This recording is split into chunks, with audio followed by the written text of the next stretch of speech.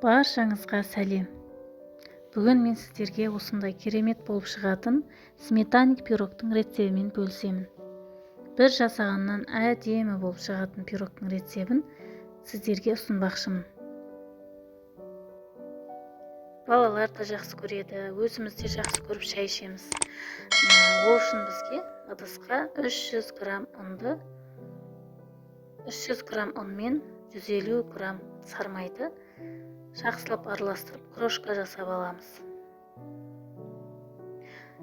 Рецебін описанияға қалдырып кетемін. Сол бойынша жасасаңыздар керемет болып шығады. Крошка дайындап болғаннан кейін 150 грамм шекерді және разрыхлитель барлығын араластырып аламыз. Араластырып болған соң 2 штук жұмыртқамызды салып қамыр етіп илейміз. Жақсылап илеп, оны араластырып алғаннан соң тындырып қоямыз. Холодильникке салып қойыңыздар. Өйткені сармайымыз жұмсақ болып кеткен соң дұрыс жайылмай қалуы мүмкін. Оны пакетке салып жақсылап қоямыз. Оны тындырып қойғаннан соң біз мына жақта салмасын дайындаймыз. Салмасыны описанияға қалдырып кеткенмін. Қанша грамм қаймақ, қанша штук жұмыртқа кететінін сол жерден көріп алсаңыздар болады. Шекерді ертіп алу керекпіз қаймақта. Жұмыртқаны да салып барлығын бірге қосып араластырамыз. Миксермен араластырмаңыздар, өйткені миксер қатты айналдыратын болғандықтан ірітіп жіберуі мүмкін. Сондықтан венчикпен араластырғандарыңыз жөн болады. Міне осындай әдемі масса шығады. Оған 1 қасық ұн араластырамыз. Ұнды не үшін араластырамыз? Өйткені қою болу үшін, сметаникіміз қату үшін қосамыз.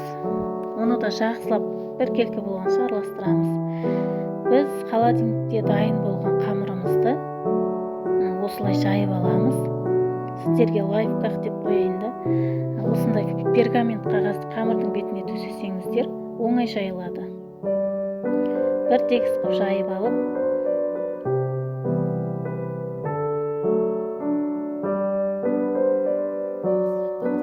жайып аласыздар. Үстіндегі пергамент қағазды алып тастай саласыздар.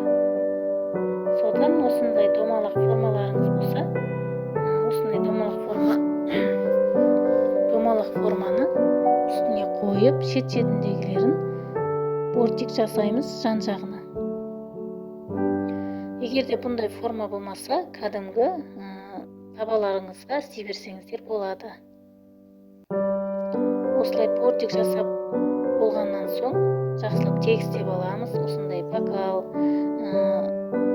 бокалмен, не болмаса вилкамен былай тегістеп алсаңыздар болады. Оны шаншқымен шұқып шығамыз. Содан дайын болған жаңағы салмамызды әдемілеп құйып шығамыз.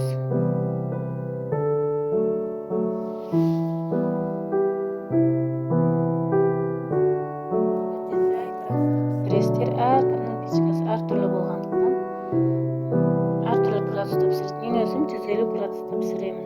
Бетіне осындай қатырылған жидектерді салсаңыздар болады. Қалауларыңыз бойынша салмасаңыздар да болады. 150 градуста пісіріп аламыз. Міне осындай әдемі керемет болып шықты. Шаймен өте керемет кетеді. Мен өзім тапсырысқа жасап жүрген осындай сметаник пирогым. Қарасаңыздар, неткен әдемі болып шықты. Түріне қарап кәдімгі жегіңіз кеп тұрады. Сіздер де жасап көріңіздер, лайк, комментарий басып тіркеліп кетіңіздер.